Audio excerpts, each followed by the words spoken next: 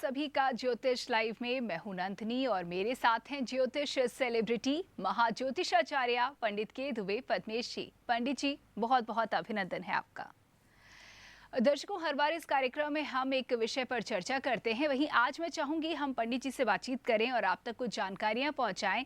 देखिए, आज है गुप्त नवरात्रि का प्रथम दिन और इसे गुप्त कहा जाता है। अमूमन हम इसे उस तरीके से नहीं मनाते हैं जैसे कि शारदीय नवरात्रि या चैत्र नवरात्रि मनाते हैं। तो पंडित जी, आखिर क्या है ये गुप्त नवरात्रि और ये गुप्त नवरात्रि को गुप्त क्यों रखा गया है? देवी और सज्जनों,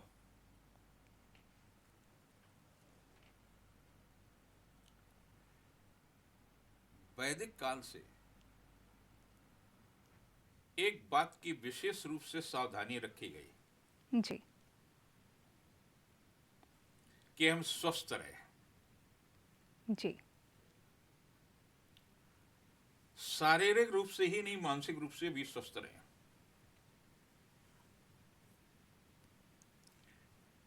और प्रकृति के जितने नजदीक रहेंगे उतने अधिक स्वस्थ रहेंगे। जी जब ऋतु परिवर्तन होता है तो ऋतु परिवर्तन के साथ हमारे शरीर में एक प्रकार की प्रक्रिया शुरू हो जाती है जिसमें कई चीजें बढ़ जाती हैं। जी वायु, कफ या पित्त, इनमें से किसी न किसी प्रकार का विकार उत्पन्न हो जाता शरीर में। और जब ये विकार उत्पन्न होता है तो तमाम प्रकार के वायरस वो वायरस आपको कहीं तक ले जा सकते हैं, मृत्यु के नजदीक तक ले जा सकते हैं और मृत्यु के उस पार तक ले जा सकते हैं। इन सबसे बचने के लिए हमारे मनीषियों ने हम सबके जीवन को सुरक्षित रखने के लिए व्यवस्था दी। जी जब चैत्र मास प्रारंभ होता है तो गर्मी बढ़ती है। तो चैत्र शुक्ल पक्ष की प्रतिपदा पर नवरात्र प्रारंभ होते हैं। जी फिर उसके बाद में आपकी गर्मी खत्म होकर के वर्षा प्रारंभ होती है। तो वर्षा ऋतु जब प्रारंभ होगी तो कीड़े मकोड़े निकलेंगे, जी जी वायरस होगा, शरीर में तमाम प्रकार की परेशानियां होंगी। तो आषाढ़ शुक्ल पक्ष की प्रतिपदा से 9 दिन के लिए नवरात्रि थी। इसके बाद में अश्विन मास होता था, शरद ऋतु प्रारंभ होती थी, यानी वर्षा समाप्त होने के बाद में जब शरद ऋतु उगती थी, तमाम प्रकार के जो कीड़े मकोड़े छपे हुए होते थे वो बाहर निकल आते थे। जी मच्छरों का भयंकर प्रकोप होता था, तमाम प्रकार के कीट आपके जीवन को बिल्कुल प्रश्न चिन्ह लगाने खतरा ही खतरा हर तरफ। उसके बाद में माघ मास आता था, जब आपकी जबरदस्त सर्दी होती थी और सर्दी की तमाम प्रकार के आप गर्म पानी, ठंडा पानी, मौसम के परिवर्तन से आपके शरीर में कफ की वृद्धि होने लगती थी। और जब कफ वृद्धि होगी तो लंग्स कमजोर होंगे, आप सका स्वास्थ्य खराब होगा, आपकी वीर की संरचना जो है वो कमजोर हो जाएगी। ऐसी स्थिति में मनीषियों ने कहा अगर आप ये 9 दिन व्रत कर लेंगे तो आपका शरीर और मन दोनों स्वस्थ रहेगा। और उस समय मौसम के जो फल हैं उन्हें केवल खाएं। खाना ना खा करके फलों का सेवन केवल करें। फल जी खाएं। जी जी आपका शरीर और मन स्वस्थ रहेगा, आत्मबल बढ़ेगा। जी सने सने यानी धीरे धीरे आदमी को लगने लगा कि यार इस समय बड़ी परेशानियां हैं, बहुत सर्दी है और बहुत वर्षा है, कहाँ जाएंगे, कहाँ फल मिलेंगे, नहीं मिलेंगे, क्या हो जाएगा। तो ये 2 नवरात्रियां आषाढ़ की और माघ की दोनों समाप्त हो गई। जी, यानी कि पहले थी जी इनका सूत्र था। हाँ। तो मनुष्यों को लगा ऐसे तो मनुष्य अपने जो तमाम प्रकार की अपनी स्वयं की व्यवस्थाएं और व्यवस्थाओं को तोड़ेगा, नियमों को तोड़ेगा, तो न जाने क्या क्या समस्याएं आ जाएंगी। मनुष्य का अस्तित्व भी खत्म हो सकता है। तो उन्होंने कहा कि ये गुप्त नवरात्रि है, यानी इन्हें करें तो जरूर, लेकिन इसको प्रचारित तो नहीं करें, सार्वजनिक रूप से नहीं करें। अब सार्वजनिक रूप से कैसे कर सकते? वर्षा हो रही है, पंडाल होते नहीं थे, बरगद या पीपल के पेड़ के नीचे कैसे आप समारोह करेंगे? बिल्कुल। सामाजिक रूप से प्रीत भोज करेंगे तो कैसे करेंगे? उनमें तमाम प्रकार के कीड़े गिर जाएंगे, तमाम प्रकार हो जाएगा। तो उनका गुप्ता के एकांत में आप रह करके जप करें जी। और उसमें ब्रह्मा जी ने एक ऋचा दे दी। इनके सपोर्ट में ब्रह्मा जी आ गए जी। क्या है ऋचा? श्रीम ह्रीम सरस्वतये स्वाहा, यानी इन मंत्र की 55 माला अगर व्यक्ति रोज कर लेगा और उसके बाद अपना दैनिक कार्यक्रम करे, केवल फलाहार ले, कलश स्थापना, तमाम सारी चीजें की जो चीजें हैं उनसे अब दूर भी रहते हैं तो कोई भी हर्ज नहीं है जी। तो क्या मिलेगा? बल बुद्धि विद्या, तीनों चीजें मिलेंगी।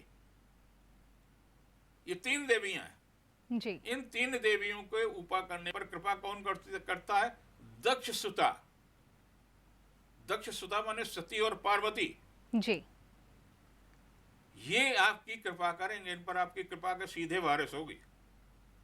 आपको वायु, कफ और पित्त इन रोगों से मुक्त होगी। और ये अगर शरीर में नहीं बनेंगे तो आप समझ लीजिए शरीर में कोई भी वायरस आपके अंदर जा ही नहीं सकता जी। बिल्कुल। तो कितनी आपकी जीवन की सुरक्षा करने के लिए व्यवस्था की जी। मनुष्य का समय समय पर। और इसमें सबसे बड़ा योगदान किसका है? वैदिक काल में महर्षि वाल्मीकि का योगदान रहा जी। बिल्कुल। त्रेता का। फिर उसके बाद में जब द्वापर आया तो द्वापर पर श्री कृष्ण जी ने आपके जीवन की पद्धति दी जी कि कैसे जीना है। स्पष्ट रूप से जी कहा जी। हाँ। कि अगर आप सारा ये सब कुछ नहीं करते, भीम तो ये कहते थे हमको इतनी भूख रखती हमारे लिए संभव ही नहीं। तो महात्मा वेद व्यास ने कहा कि नहीं भाई, इसको फल का आहार ले सकते हो। 9 दिन आहार अगर आप नहीं रुक सकते तो फल तो खा ही सकते हो। और तुम्हें क्या चाहे आप पेड़ तोड़ लोगे? हम तो पूरा डाल भी तोड़ करके खा सकते हो। जितने भी फल हैं, आधे कच्चे आधे पक्के, सब खा सकते हो। उनके लिए आसान किया गया। आसान किया। जी जी। तो इसमें फल के आहार की प्रवृत्ति की। उन्होंने कहा कि जो इन प्रवृत्तियों से दूर है वो विनाश के बीज बोता है। अब आप देख लीजिए, धृतराष्ट्र परंपराओं से बहुत दूर हो गए जी। पुत्र मोह इतना हो गया कि विनाश की इबारत उन्होंने सब लिख दी है। लाखों नहीं करोड़ों लोग उस युद्ध में मारे गए, महाभारत के युद्ध में। उनके सपोर्ट में कौन थे? कर्ण, जिसको पराजय करने के लिए भगवान कृष्ण की बिना मदद संभव ही नहीं था जी। इतना शक्तिशाली। केवल पराजय उसकी ये हुई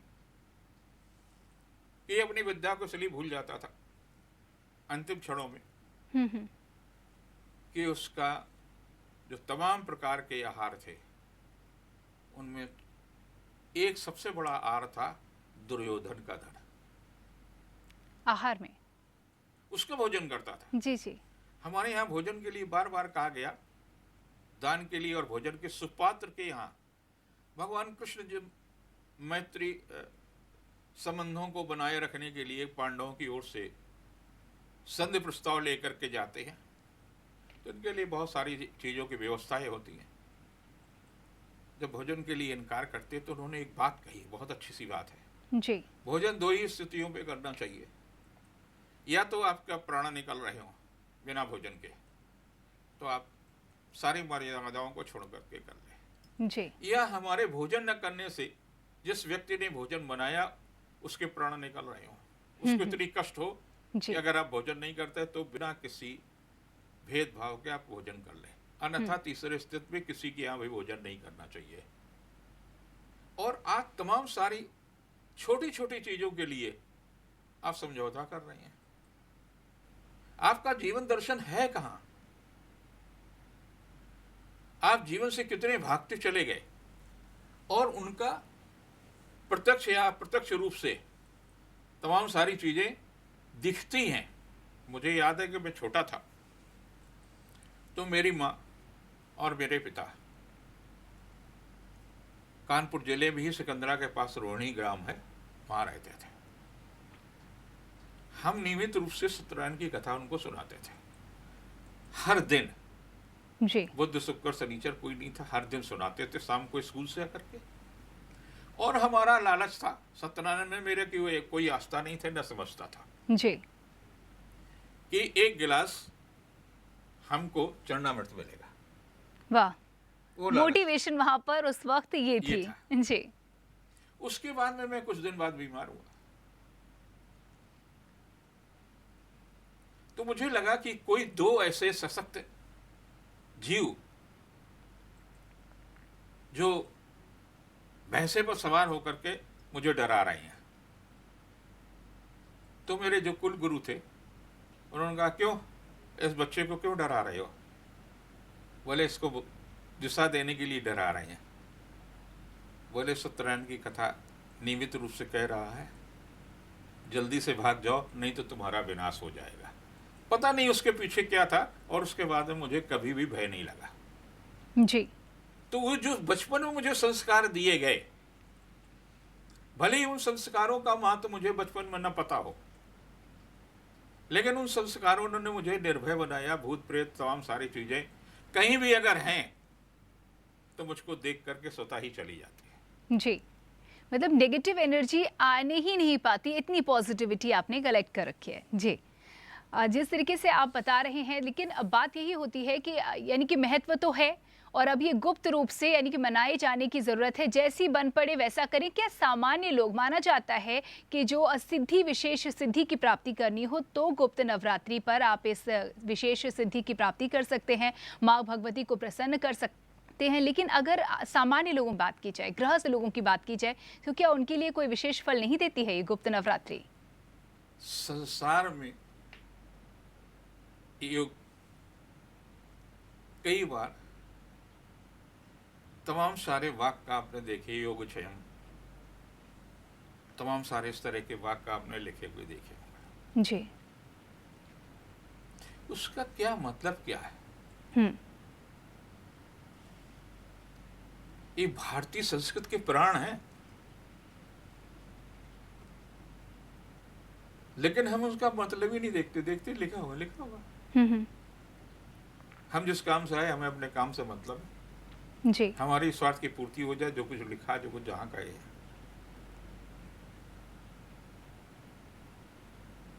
उसका सीधा अर्थ है अप्राप्त की प्राप्त है। जी। योगाच है और उसकी प्राप्त नहीं है, उसका समुचित संरक्षण। जी, पाना और बनाए रखना। जी, ये मतलब उसका है। और यही भारत के निर्माण की नींव है। न जाने कितने लोगों ने क्या सोच सोच करके नींव को रखा होगा, लेकिन उस पर ध्यान बहुत कम लोगों का गया है। आज की सरकार काफी हद तक ध्यान देती है, ऐसा नहीं कि नहीं ध्यान दे रही है। जी। वो तमाम सारी चीजों को और कहां तक वो पूरी तरह से ध्यान देने में सफल होगी, ये समय निर्णय करेगा। बिल्कुल।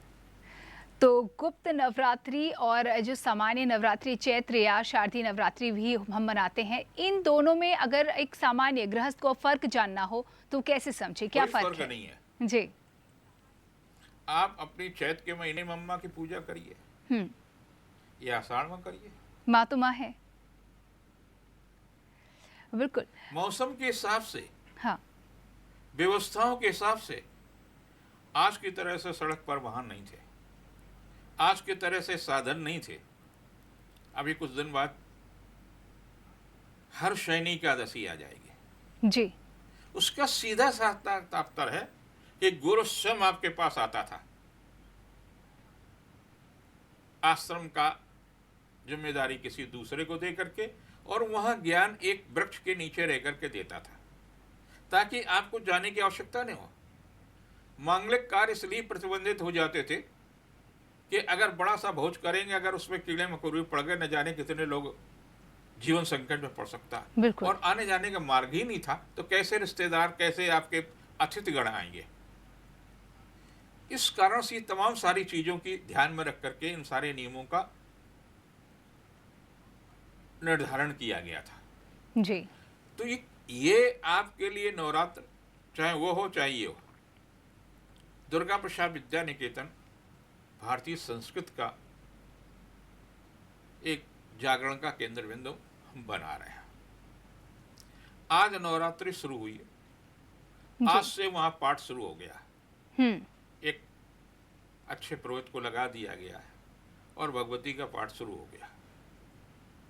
और स्वरूप क्या दिया है, दक्ष सुता, और 24 तारीख तक, मतलब लंबे समय तक हम, ताकि हमारे जो कोरोना की तीसरी लहर है, उस तीसरी लहर का प्रभाव हमारे पास ना पहुंचे, उसके लिए 24 तारीख को उसका पूरी तरह से विधि विधान के साथ में यज्ञ होगा। जी।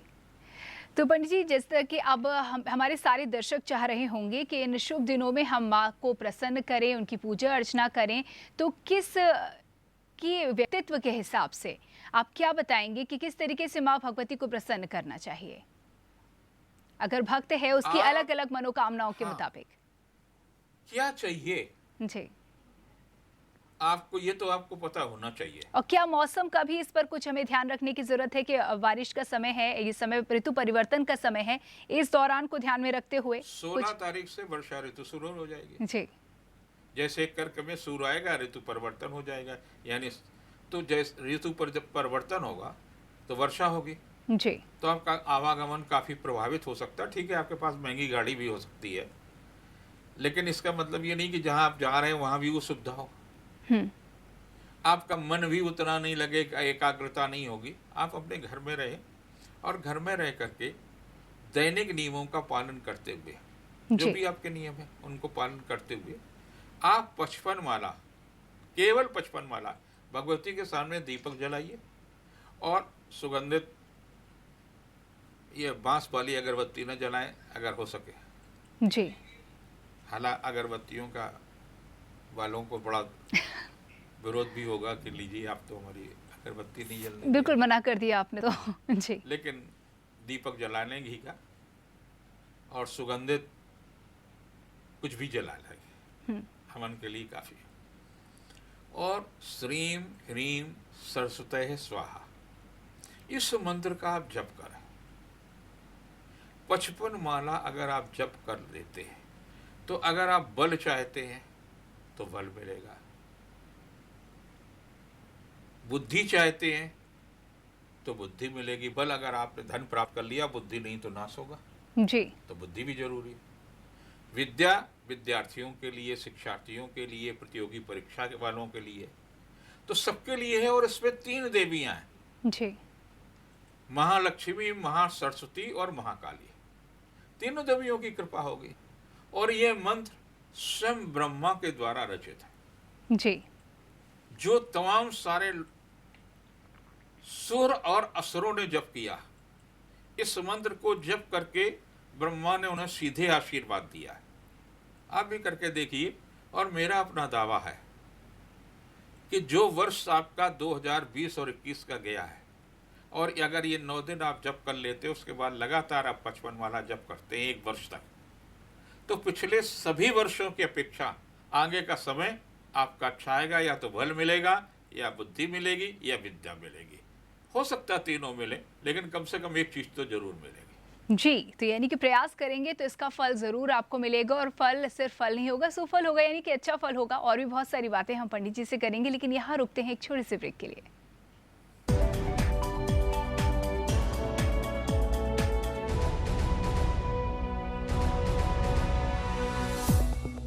सुपर स्पेशलिटी हॉस्पिटल, दक्षिण कानपुर का एकमात्र super speciality hospital, CGHS, QCI और NABH द्वारा प्रमाणित। दक्षिण कानपुर में सभी तरह के विशेषज्ञों से सुसज्जित एकमात्र super speciality OPD, round the clock critical care expert द्वारा कवरेज एवं अत्याधुनिक मशीनों से लैस आईसीयू, कानपुर के एकमात्र विश्व स्तरीय super speciality fully SS modular OT, सभी प्रकार के कैंसर का विश्व स्तरीय इलाज। एमके बंधानी ही सभी गृहिणियों की पसंद, खाने की शान और खाने की जान, एमके बंधानी ही। फर्नीचर की रही मिसाल, फैक्ट्री रेट पे मचा धमाल, गजब डिजाइन, लंबी रेंज, घर की ब्यूटी करिए चेंज, माँ भगवती फर्नीचर, माँ Bhagwati furniture. Manufacturer of all kinds of superior and luxurious wooden furnitures. माँ भगवती फर्नीचर, विनोबा नगर, जूही डिपो चौराहा, ऐसा मार्बल लेन, कानपुर। सोनी के स्पोर्ट्स चैनल्स पर इंडिया का कैप्टन बात कम करता है पर इनका पल्ला बहुत बोलता है। माना लंकन लायंस तैयार है पर अपने मेन इन ब्लू इनको है सिर्फ जीतने के जैसे। इंडिया टूर ऑफ श्रीलंका शुरू हो रहा है 13 जुलाई दोपहर 1:30 से। लाइव कहां? मैं अपनी फेवरेट हूँ, मेरे जैसा कोई दूसरा है चुलबुलापन जिसकी हर बात में घुल जाए, जिंदगी में रंग भर दे, चोरी चोरी चुपके दिल में उतरे, स्वाद से सबको दीवाना कर दे, दीवाना कर दे। मेरी जैसी मेरी अपनी पताका चाय, गजब का स्वाद। श्रीलकन साड़ीज, कानपुर का जाना माना नाम, जिसके पास है डिजाइनर साड़ियों, ब्राइडल लहंगों व साइड लहंगों का नायाब व विशाल संग्रह, जो आपको बना दे दीवाना। श्रीलकन साड़ीज, जो हर खुशी के पल में है आपके साथ, इस बार भी दे रहा है आपको ब्राइडल लहंगों व साइड लहंगों पर फ्लैट 30 से 50% का डिस्काउंट। आपकी खुशी हमारा हक है। श्रीलकन मेहमान नवाजी का शाही अंदाज, खिदमत रेस्टोरेंट, कवर्ड।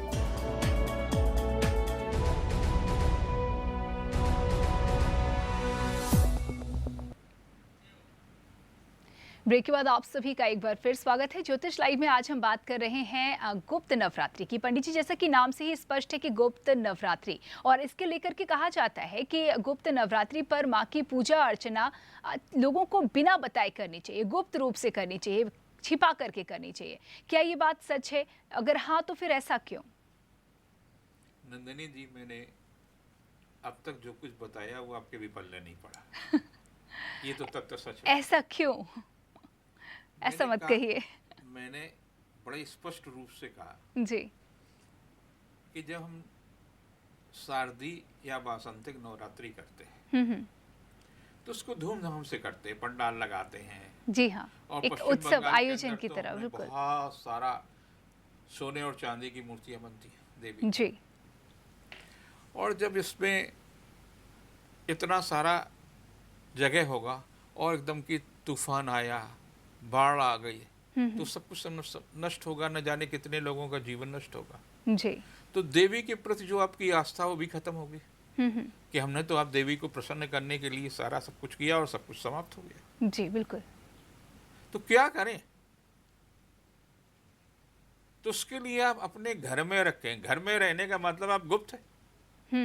जब आप बाहर नहीं निकल रहे हैं तो क्या पता नंदिनी जी घर में हैं कि बाहर हैं जी, और चैनल पे हैं तो गुप्त नहीं है जी। तो परिस्थितियों के चलते जिस तरीके से हम माँ का पूजन करते हैं तो ये अपने आप गुप्त हो जाता है, यानी कि आयोजन नहीं हो रहे हैं, हम चुपचाप अपने घर में माँ घर में आप जो है बैठ करके, यानी कि छिपाई जाने करके जी जी जी नहीं कहते, तुरंत कहते कि नहीं भैया वो जरूर आना, जा करके आज शाम को आरती में जरूर आरती में जरूर आना है, स्थापना में जरूर आना है, आयोजन में आना ही आना है, एक बार तो आइए। इस तरीके के जो निवेदन किए जाते हैं, यानी कि छिपाने वाली कोई बात नहीं है। हालांकि आप अपने को स्वयं को टेस्ट कर रही हैं जी। और वो जो पूजन होता है उसमें आपने पुरोहित बुला लिया, तमाम सारा सब कुछ बोला, इसमें स्वयं पूजन करना है। बल आपको चाहिए, बुद्धि आपको चाहिए, विद्या आपको चाहिए। दूसरा अगर करेगा तो उसको मिलेगा ना। जी। पुरोहित करेगा तो पुरोहित को मिलेंगे। बिल्कुल। और उसमें गाना बजाना कर रहे जा करके, जिनका जो लोग गाने बजाने वाले आ रहे हैं वो कितने सात्विक हैं और कितनी उनकी आस्था, वो तो व्यवसायिक। चाहे उनसे राम जी की कथा सुन लीजिए और चाहे भक्ति के गीत सुन लीजिए और चाहे कहीं जन्मदिन का उत्सव मनवा लीजिए, कुछ भी मनवा लीजिए जी। उनका एक व्यवसाय है और व्यवसाय के हिसाब से आप करते हैं। ऐसा नहीं है कि वो केवल भगवती के गीत गाते हैं जी, भगवती के प्रति समर्पित हैं, ऐसा नहीं, एकदम नहीं है। और उसमें भी तरह तरह की चीजें हैं। कहीं किसी बच्चे को जो है देवी बना देंगे, वहीं से बच्चे को उठा लेंगे। अब बच्चा वो तमाम एक्टिविटीज। हाँ, बिल्कुल। वो आपको आकर्षण देते हैं, देवी के प्रति भक्ति नहीं देते। इसमें भक्ति है जी, शुद्ध भक्ति है। इसमें जरा सा भी आडंबर नहीं है जी, इसमें किसी दूसरे का सहयोग नहीं है। आपका अपना सहयोग है। आप अपने गुरु से ले लीजिए सलाह और उसके बाद में जप करिए आधी रात से। और देखिए, मेरा भी अपना अनुभव है। 1965 से मैं ज्योतिष का कार्य कर रहा हूँ जी। और प्रभु की, हनुमान जी की ऐसी कृपा है कि देश के जितने बड़े संत रहे हैं उनके आमने सामने मुझे उनका आशीर्वाद प्राप्त होता रहा जी। चाहे पीताम्बरा पीठ का हो। मैं 70 के दशक में पीताम्बरा पीठ में बहुत समय तक जाता आता रहा। कई बार तो वहाँ रुक जाता था। महाराज जी की इतनी अद्भुत कृपा मुझ पर रही है। ऐसे कृपात्री जी की, तमाम संतों की बड़ी कृपा रही है और उस कृपा का फल भी मिला। ऐसा नहीं है, उन्होंने ज्ञान भी दिया, उन्होंने दिशा भी दी, बल भी दिया। तो जब आप संतों के शरण में रहेंगे, अपने गुरु की शरण में रहेंगे, अभी तो आपके सामने 24 तारीख को गुरु पूर्णिमा आएगी। गुरु के प्रति आपको निष्ठा दिखाने का अवसर प्राप्त होगा। तो आप क्या करते हैं, कैसा गुरु की तलाश है, किस तरह का है, आपको दिशा निर्देश देने वाला है। कई लोग बड़े चतुर भी होते हैं। चतुर कैसे? कि उनको घूमने का शौक है जी। तो आश्रम में ठहरने के लिए खाली दीक्षा ले लेते कि साल में अपना 10-5 दिन के लिए वहाँ ठहरेंगे, निःशुल्क भोजन मिलेगा जी।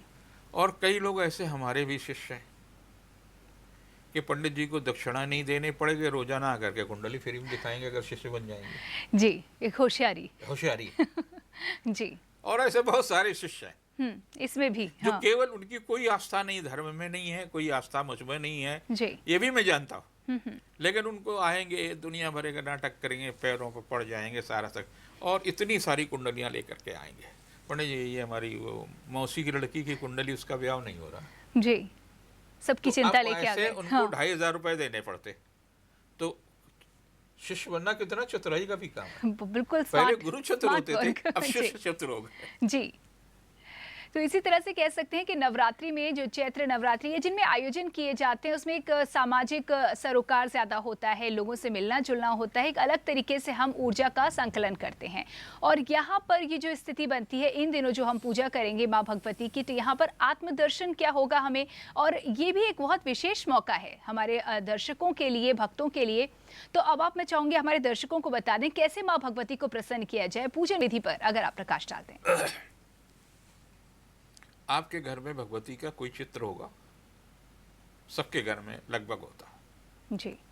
आप चित्र लगा लीजिए और चित्र के सामने घी का दिया जला दीजिए, पाटा साफ सुथरी जगह पर बैठ जाइए जी। पूर्वामुखी आप जरूर बैठिए, क्योंकि एनर्जी का केंद्र बिंदु है नॉर्थ ईस्ट कोर्स में। ईशान कोण जो होता है उस दिशा में मुख करके बैठ जाइए। एक पवित्र माला हो, बेहतर यह है कि स्फटिक की माला हो जी। स्फटिक माला क्या आपको देती है? बल, विद्या और बुद्धि है। इनमें धन भी है, वंश वृद्धि भी है, सारा सब कुछ है। और बाकी मालाएं हैं वो भी प्रभावशाली है। महामृत्युंजय के लिए रुद्राक्ष की माला श्रेष्ठ है। केवल लक्ष्मी को प्राप्त करने के लिए कमलगट्टा की माला प्रसिद्ध है। तो ये अलग अलग मालाएं, अलग अलग आसन, अलग अलग मुद्राएं, ये पूजन के विधान है जी। लेकिन आप इसमें सहज रूप से एक स्फटिक की माला ले लीजिए और स्फटिक की माला से आप जप करिए। जप देखिए ऐसे राइट हैंड से ही जप किया जाता है, ये दाहिना हाथ है। इसमें आप ये कर लिया तो ये 360 अंश हो गया, ये पूरा गोला हो गया तो 360 अंश हो गया। इसके अंदर आपने यहाँ से माला उठा ली, ठीक है। ये उंगली और ये उंगली पूजन के लिए निषेध होती है, इनका स्पर्श नहीं होना चाहिए, इस उंगली का और इस उंगली का, आखिरी उंगली का जी। ये पूजन के लिए निषेध है, माला का स्पर्श नहीं होना चाहिए। तो आपने ये कर लिया, माला इस पर रख लीजिए और ऐसे ऐसे जप करते रहिए। अब पंडित जी, जिस तरीके से नवरात्रि में माँ के 9 स्वरूपों की पूजा की जाती है, इनमें किसी एक स्वरूप की आप पूजा कर ले। 9 स्वरूपों की पूजा में आप भटकेंगे। आप एक मंत्र का ही पूरा अनुष्ठान अगर कर लेते हैं, कुछ नहीं कर सकते। 32 नाम दुर्गा जी के हैं, दुर्गा दुर्गा समनी दुर्गा पाद निवारणी है। इसको 108 बार रोजाना नियमित रूप से पढ़ लीजिए। बिल्कुल। अब माँ को और आप देखिए आपके अंदर बल भी आएगा, आपको 9 दिन के बाद में खुद एहसास होगा। लेकिन इसमें दिन भर झूठ मत बोलिए, दिन भर पत्नी को, परिवार के लोगों को क्लेश मत दीजिए। चाय ले आओ, हम तुम्हें पता नहीं इतनी देर से भूखे हैं, तो आप क्रोध भी नहीं करिए। जो आपके दुर्गुण हैं उन दुर्गुणों से दिन में पान मसाला मत खाइए, मोबाइल को दूर रख दीजिए, जितनी देर पूजा करिए। ये भी एक तरीके का व्रत। हाँ जी। इन तमाम सारी चीजों पर आपको ध्यान रखना पड़ेगा, संयम रखना जरूरी है। और आज देश के सामने, दुनिया के सामने जो संकट है वो अनुशासन का है। अगर एक दिन सूर्य अनुशासन को तोड़ दे तो सारे संसार के अंदर मनुष्य का क्या, जीवों का अस्तित्व समाप्त हो जाएगा। बिल्कुल, एक दिन। और हम सब प्रतिदिन अनुशासन तोड़ते हैं। तो अनुशासन में रहिए, पूजा मत करें। अगर अनुशासित पूजन नहीं है तो दंडित होंगे। कई लोग हमसे कहते, हमारी अम्मा भी ऐसे ही करती थी, वो पूजा करती थी, बहू देखो कोई आया, आई पत्नी उठ कर जाती देखने के लिए, तो उनका ध्यान तो वो लगा रहता कि दरवाजे पे तो कोई नहीं आया जी। तो पूजा में उनका कहाँ ध्यान रहा। लेकिन वो पूजा 8 घंटे जरूर करते थे, 4 घंटे 5 घंटे सवेरे, 3-4 घंटे। वो अगर मान लीजिए उनका 10% भी सही पूजा रही होगी तो 10% का लाभ तो मुझे मिला ही है। बिल्कुल। देखिए बहुत अच्छा लग रहा है पंडित जी आपको सुनते हुए। हाँ, उनकी पूजा का एक लाभ जी, माँ की पूजा का। हाँ, माँ की पूजा का। उनकी पति की मृत्यु 29 जून 1960 को हुई है। तो वो जो जिसकी पूजा करती थी उनसे कहती थी उसी दिन मेरी मृत्यु हो, उसी समय मृत्यु हो। ये उनकी इच्छा थी। तो ठीक 30 साल बाद 29 जून 1990 को ठीक उसी समय 8:10 पर मृत्यु हुई। हमारे पिता की भी 29 जून 1960 को, इनकी 90 में हुई। तो इच्छा पूर्ति हुई। तो उनकी इच्छा मृत्यु तो उनको मिली जी। उनकी इच्छा। और मुझसे हमेशा कहती थी, जैसे मेरे भाई ने तमाम सारी संपत्ति या तमाम सारी चीज़ों का हिस्से में मुझे कुछ भी नहीं दिया था, तो उन्होंने कहा इसकी चिंता मत करो, तुमको भगवती देगी। जी। मुझे क्या मिला क्या नहीं मिला, लेकिन मुझे संतोष जरूर मिला। बिल्कुल, ये सबसे ज़्यादा ज़रूरी है। और हमारे दर्शक भी चाहते होंगे कि कुछ ऐसा ही सुकून, संतोष उन्हें भी प्राप्त हो, माँ भगवती की कृपा उन पर भी बरसे। तो पूजन के दौरान मैं चाहूँगी कि आप हमारे दर्शकों को बताएं कि क्या कुछ माँ को प्रिय हैं, क्या कुछ ऐसी विशेष वस्तु है जो उन्हें अर्पित करें, और अगर भोग का जिक्र करें, क्योंकि भोग के बिना तो पूजन आप नहीं खा सकते वो न दें, वो न मत दें। जी। सड़ा हुआ संतरा, सड़ा हुआ केला। पंडित जी जिसके यहाँ जब आप सामान लेने जाते हैं तो पूछता है पूजा के लिए सुपारी चाहिए कि खाने के लिए। एक अलग कैटेगरी इसके लिए कर दी गई। यानी जो बेकार चीज है वो पूजा के लिए है। ये मत करिए, यही जीवन में मिलेगा।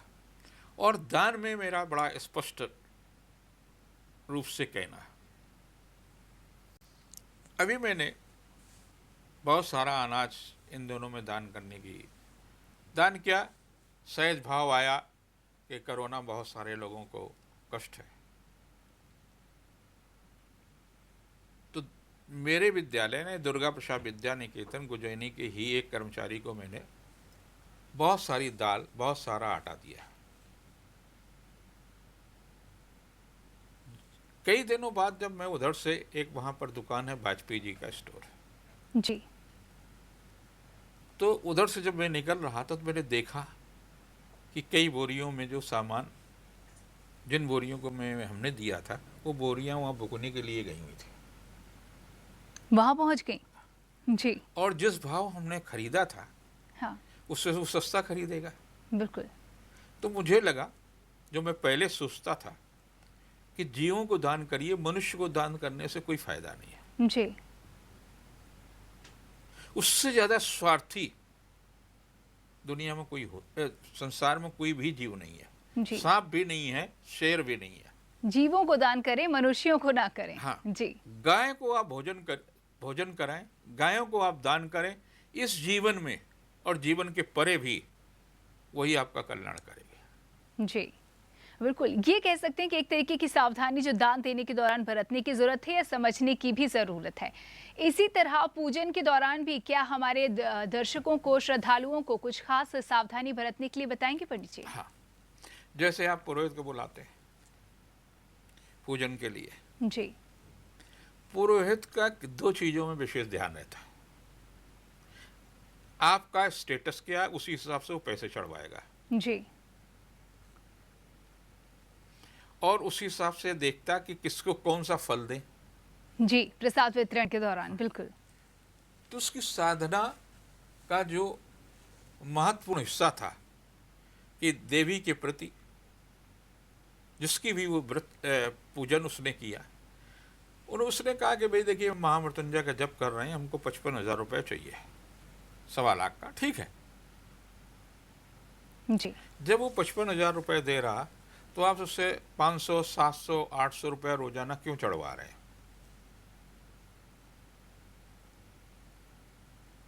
बिल्कुल। बोले साहब, वो टीका पुरोहितों का होना बहुत जरूरी है। टीका तो 5 रुपए से भी हो सकता है, तिलक के लिए। लेकिन वो तो मैं अपने यहाँ जो पुरोहित होते हैं उनको पहली मेरी वार्निंग यही होती है कि तुम्हारा मोबाइल नहीं होगा, चाहे जितना महत्वपूर्ण हो, एक जगह जमा हो जाएगा, उस पर जो आएगा जाकर के वो आप सुन लेना, मैसेज दे दिया जाएगा। वहां हम एक आदमी बैठाते, 2 आदमी उनको देखने के लिए बैठाते, एक व्यवस्था के लिए कि इनको क्या जरूरत दे। जी। पान, बीड़ी, सिगरेट और जो आजकल मसाला है वो तो खा ही नहीं सकता, उसी समय भगा देंगे। और कितना आपने जप किया, इस सही गणना के लिए हम वहां पर काउंटिंग के लिए एक मशीन लगाते हैं। काउंटिंग के लिए, मंत्रों की काउंटिंग के लिए मशीन। जी। ताकि आप झूठ न बोलें, कभी किसी के यहाँ कभी किसी के लाइन लग जाएंगे। आपने एक माला जप किया तो हमें पता चलना चाहिए कितना जप हुआ। यानी कि पूजा में भी किसी तरह का घोटाला नहीं होने की कोई गुंजाइश नहीं। जी। तो जब आप पूरी तरह से ईमानदारी से जप करेंगे, पूरी निष्ठा के साथ जप करेंगे, आपको यजमान ने पूरे पैसे दिए ना, फिर उसे क्यों नहीं फल मिल रहा है? हम देखते हैं कि महामृत्युंजय जप हो रहा और यजमान का जिसके लिए जप हुआ उसकी उसी समय मृत्यु हो रही है। जी। तो उसकी कैसे आस्था भगवान शिव के प्रति बढ़ेगी? कैसे नहीं आपकी दुर्गति होगी? बिल्कुल। हमारे यहाँ एक पुरोहित थे, पांडे जी, उनको हमने बहुत बार समझाया, बहुत वर्षों से कर रहे थे। हमने कहा देखिए, इसकी आपको कीमत चुकानी पड़ेगी। जी। आप कभी कभी बीच में जो सो जाते हैं, एक दिन उनका लड़का दंगा हुआ रहा, निकल रहा, जाकर उसके माथे पर गोली लगी, ऑन द स्पॉट मर गया। जी। तो तुम्हारे बाणे पूत पिता के धर्मा, पिता के कर्म और दुष्कर्म की सजा पुत्र को जरूर मिलती है। बिल्कुल। तो ऐसा न करें जाकर के जो आपका गलत तरीका का पैसा धन है वो आपकी संतान को कीमत चुकानी पड़े। बिल्कुल। और फिर आप कहीं नहीं खड़े होते। ऐसे संस्कार भी आप जरूर प्राप्त करिए खुद। तो आपके बच्चों को सुषम संस्कार होंगे। मेरी माँ, मेरे पिताजी जो सत्यनारायण व्रत की कथा कराते थे नियमित रूप से 365 दिन, और मेरा बता दिया कि मेरा तो कोई, हमको तो कोई ज्ञान था नहीं, मेरा तो लालच था कि ये गिलास चरणामृत मिलेगा जी, उस लालच में करते थे। भले ही आप लालच में करें, बच्चों को संस्कार दें कि अगर ये पूजा करोगे तो ऐसा होगा वैसा होगा, तो जब वो पढ़ेंगे और घंटी की टन आवाज़ आएगी, घंटे की टन आवाज़ आएगी, तो उनको कुछ मिनट के बाद में रिलैक्स हो जाएगा। काहे से? दिन भर जो मोबाइल के साथ खेलते हैं, जो उनका मस्तिष्क संज्ञाशून्य हो रहा है, जो एकांतवासी हो रहे हैं, उन बच्चों के जीवन की सुरक्षा करिए, उन बच्चों को दिशा दीजिए, उनको बल दीजिए, उनको बुद्धि दीजिए। ये दायित्व माता पिता का है। बिल्कुल। आज जिस तरह से मैं कही जाता हूँ, जिस तरह से पलट करके जवाब बहुत कड़वा से कह देते हैं। मैं किसी के यहाँ बैठा था एक दिन, उसके पिता ने कहा, साधन संपन्न व्यक्ति थे, बेटा जरा पानी दे देना। जी। उसने कहा आप नहीं उठकर ले सकते। जवाब दिया। जी।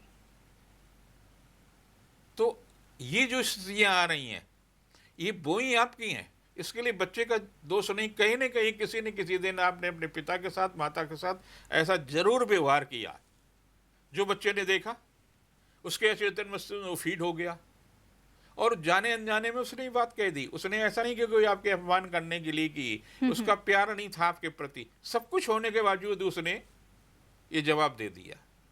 तो ये जो स्थितियां हैं, इन स्थितियों से आप अपने आप को तिरस्कृत अगर नहीं कराना चाहते हैं, तो बेहतर ये कि आप अपने को संस्कारित करिए, और आप जब स्वयं संस्कारित हो जाएंगे तो बच्चे अपने आप संस्कारित हो जाएंगे। बिल्कुल। तो कहीं ना कहीं आत्ममंथन की जरूरत है, और ये बहुत अच्छी बात है कि स्थिति आपके ही नियंत्रण में हो सकती है, आपके ही हाथ और में उसके है। लिए नंदनी आज से बेहतर कोई दिन नहीं। क्यों? जी बिल्कुल, बताएं। आज गुप्त नवरात्र ऊर्जा का दिन है, और उससे ज्यादा रवि पुष्य नक्षत्र है। जी। रविवार का दिन है, पुष्य नक्षत्र है। जी। तो जिस कामना के लिए जो कार्य प्रारंभ किया जाता, यज्ञ किया जाता, अनुष्ठान किया जाता, उसकी सफलता निश्चित होती है, ऐसा हमारा शास्त्र कहता है। तो बिना समय गवाए बताए गए उपाय को और जिस तरीके से बताई है विधि पंडित जी ने, पूजन करें, अनुष्ठान करें और अपने जीवन को सफल बनाएं। पंडित जी बहुत बहुत धन्यवाद इन तमाम जानकारियों के लिए। इसी के साथ ही आज के ज्योतिष लाइव में इतना ही। दीजिए इजाजत, नमस्कार।